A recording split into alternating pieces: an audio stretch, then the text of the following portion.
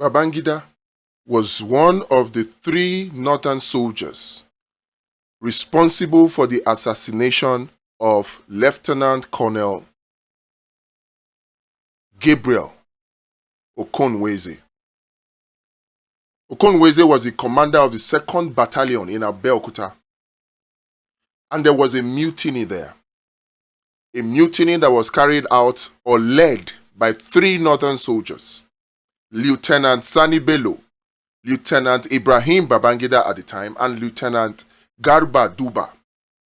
They led the conspiracy against Igbo superior officers. It was not only the commander of the 2nd Battalion that was killed in that anti-Igbo coup of July 1966. You also had the 2nd Lieutenant Eze, who was a junior Igbo officer. He was also murdered by the mutiny that was led by Babangida and 2 others.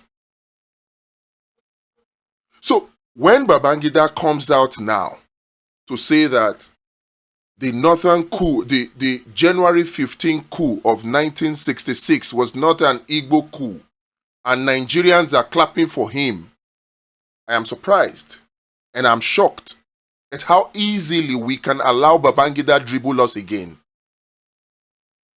Babangida in his prime dribbled a full country, and we can allow it, we can wave it off because then he was a military head of state.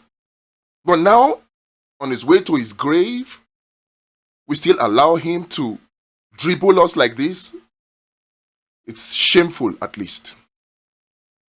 The main reason why Babangida and others led the mutiny in Abeokuta Battalion was because of the perception, the belief that the January 15, 1966 coup was an Igbo coup.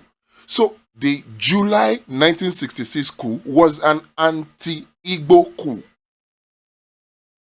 What Babangida and others did to superior Igbo officers in the Nigerian military in Abeokuta, similar things was done everywhere else.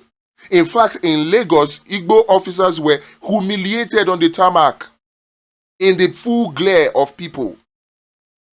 And these soldiers, the northern soldiers, that included the likes of Babangida, Abacha, T.Y. Danjuma, and co., their belief for carrying out that anti-Igbo coup that they called a counter coup was because the January 15, 1966 coup, they believed it was an Igbo coup. So for him to come now and do a complete 180 degrees U-turn, and we believe him, shows that something is really wrong with us. Something is really wrong with us. I don't know why we would take Babangida seriously. What he says seriously, to the extent that you have an Ohaneze Ndigbo, you have an Arthur Eze, you have an Ojuzo Kalu hailing Babangida for it and using it as a yardstick to make demands. And it is particularly painful for me because it shows that we really don't understand the true reason why the coups happened at all, whether the January coup or the July coup. We still don't understand. It pains me, and I will try as much as possible to shed light on it. But you see, in all of these, one lesson we must take away, if we don't take away any lesson from what Babangida and his cohorts did at that confession. I call it a confession. It's not a book launch. It's not a fundraiser for any presidential library for somebody who was never a president but just a military head of state. That was a confession. And what Nigerians should do is call for its prosecution. I am happy particularly about the decision of somebody like Femi Falana to sue Babangida. And I think all Nigerians should begin to come out with lawsuits against Babangida. He should be prosecuted. He is not too old. He may think that, the statute of limitation is being exceeded. No. We know of World War II soldiers that were prosecuted even in their 90s and sent to jail for crimes they committed during the Second World War. Nigeria should not be different. And another key takeaway we must have is that, look, all of these leaders, they are united up there. They are united up there. When it comes to looting Nigeria dry, they don't know tribes, they don't know religion. They are together. These people don't practice Islam, they don't practice Christianity. They may be that by name, but in practice, they simply don't care. They don't practice the tribe. They don't. You would think that a Chief Arthur Eze is an Igbo man or an Ojuzo Kalu is an Igbo man. They are not. They believe in something else, what they can get for their pockets. And then there's something that is very, very surprising to me that I feel Nigerians need to take action on. Why is it that the people who want to loot Nigeria, who want the corruption in the system to continue because they benefit from it, those people, they work harder. They work harder than the rest of us that claim we want Nigeria to work for everybody. Why? 2027 is still some 2 years away. They are gathering already in the APC, in the PDP. The same people responsible for the way the country is. They are gathering. They are coming together. They are forming alliances. Those who are in one part, they are jumping already. But we, the people, what organizations are we doing? Nothing. We continue to allow ourselves to be distracted, to be divided. That's all they do. If you have watched my video on the principle of neocolonialism or the video about the summary of the problem of Nigeria summarized, you will understand what I'm talking about. They are using two core principles to divide and to distract us. We continue to allow ourselves. So instead of us to come together, we are abusing other tribes. We are abusing other celebrities. We're just distracted and divided. If truly we want Nigeria to change, there's only one way to go about it, and it is Abundance Party.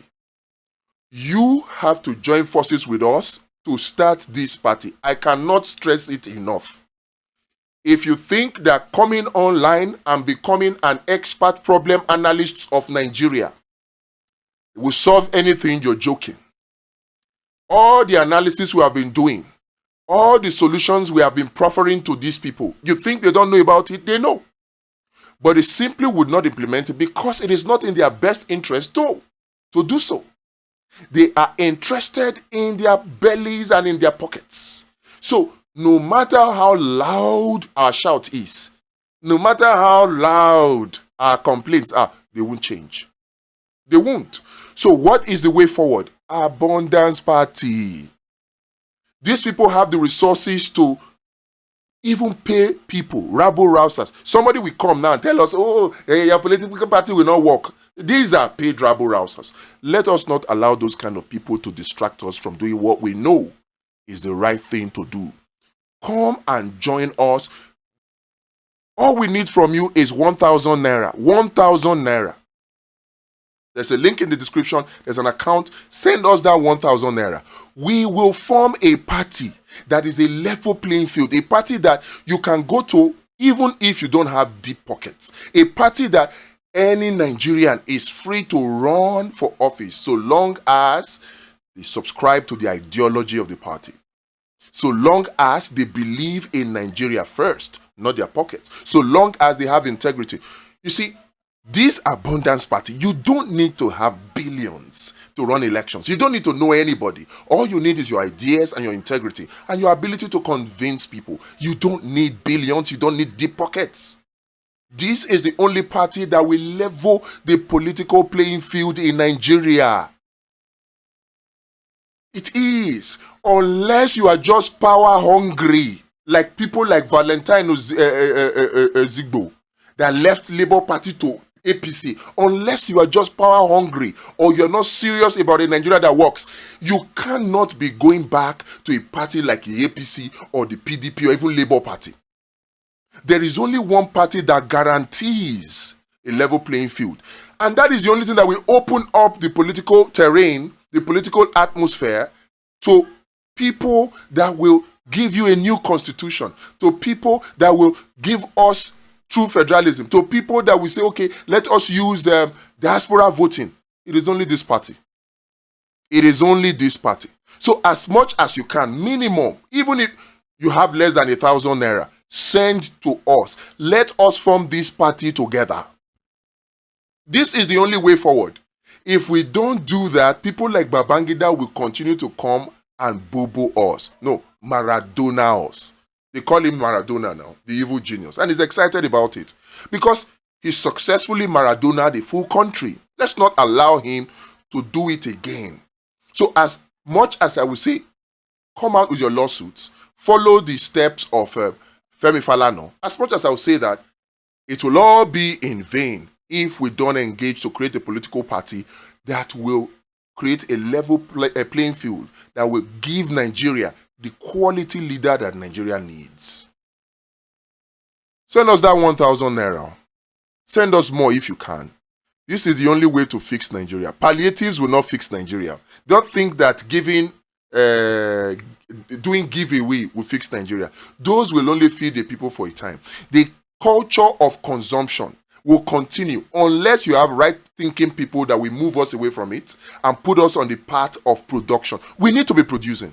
There are 4 key sectors that Nigerians should be investing in. But you see, the current crop of leaders will never dare to invest in those 4 critical aspects because they are foreign backers. The real neocolonialists will not want them to do so. And these leaders don't care. They don't mind selling away their country just for the peanuts they get for their pockets and their bellies. But there's a way to stop that. And it is Abundance Party of Nigeria. If you don't click this link to join us, if you don't send us that 1,000 naira for us to make this party happen, how can you complain about Tinubu? How can you complain about the current crop of corrupt leaders? How can you even say that you want Nigeria to work? So this is a test, this is a challenge to you. If you truly want Nigeria to work, send us the 1,000. Click the link in the description. Let us work together to create this new political party. That's the only way forward. Anything apart from that, we are wasting time.